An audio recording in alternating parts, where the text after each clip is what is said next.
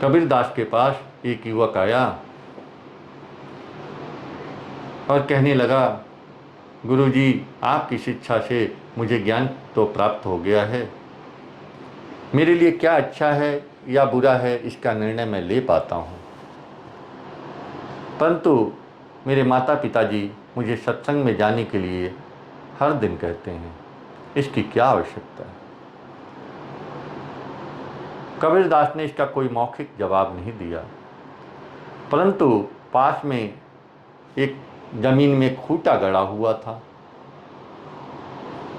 हथौड़ी उठाई और उस खूंटे पे एक हथौड़ी मार दिया। वह युवक बहुत देर तक प्रतीक्षा में वहाँ खड़ा रहा कि कबीरदास जी अभी मेरे प्रश्न का कोई उत्तर देंगे, परंतु मौखिक जवाब न पाके वह युवक वहाँ से चला गया। दूसरे दिन पुनः वह युवक कबीरदास के पास आया और अपना प्रश्न दोहराया कि सत्संग में जाने की क्या आवश्यकता है। कबीरदास ने उस दिन भी कोई जवाब नहीं दिया। पास में जमीन में गड़े हुए खूंटे पे एक हथौड़ी और लगा दी। बहुत देर तक वह युवक प्रतीक्षा में वहाँ खड़ा रहा कि कबीरदास कोई ज़रूर जवाब देंगे, लेकिन जवाब न पाके उसने मन में यह विचार आया कि संत महापुरुष हैं, हो सकता है मौन व्रत धारण किए हुए, इसलिए वह व्यक्ति वहाँ से चला गया। तीसरे दिन पुनः वह युवक कबीरदास के पास आया और अपना प्रश्न दोहराया कि महाराज, मुझे सत्संग में जाने की क्या आवश्यकता है, इस प्रश्न का उत्तर अभी तक आपने नहीं दिया, मुझे 3 दिन आते हुए हो गया। कबीरदास ने उस दिन भी हथौड़ा उठाया और जमीन में गड़े हुए खूंटे पे एक हथौड़ा और लगा दिया।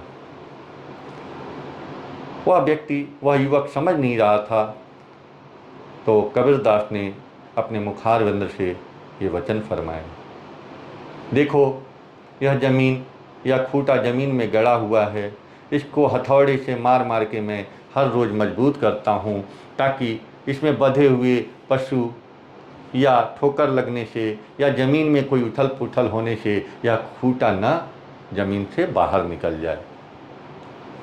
ऐसे ही ये मन रूपी खूंटा है, अगर इसमें दिन प्रतिदिन सत्संग रूपी हथौड़े से प्रहार होगा तो इसके अंदर सत्य संकल्प, सत्य विचार दृढ़ होंगे और असत्य विचार जो हैं उसका नाश होगा। इससे यही सत्संग का महत्व है। सत्संग में प्रतिदिन हर व्यक्ति को जाना चाहिए। सत्संग व्यक्ति के शुभ संकल्पों को सुदृढ़ करता है, मजबूत करता है और उसको असत्य से दूर करता है, इंसान को एक मानव बनाता है। सत्संग इसीलिए आवश्यक है। रामचरितमानस में भी इसका वर्णन है, तात स्वर्ग अपवर्ग धरी धरिय तुलाय के अंग, तूलन ताहि सकल मिली जो सुख लो सत्संग। रामचरितमानस के सुंदर कांड में भी सत्संग की महिमा का वर्णन किया गया है। तो सत्संग रूपी मसाला, सत्संग रूपी जो विचार दिन प्रतिदिन हमारे मन रूपी खूंटे पे जाता है, उस पर प्रहार करता है, तो यह जीवात्मा प्रसन्न होती है और यह मनुष्य जो है अपने दुर्गुण दुर्विचारों को निकाल देता है अपने मन से और सद्मार्ग पे चलता है।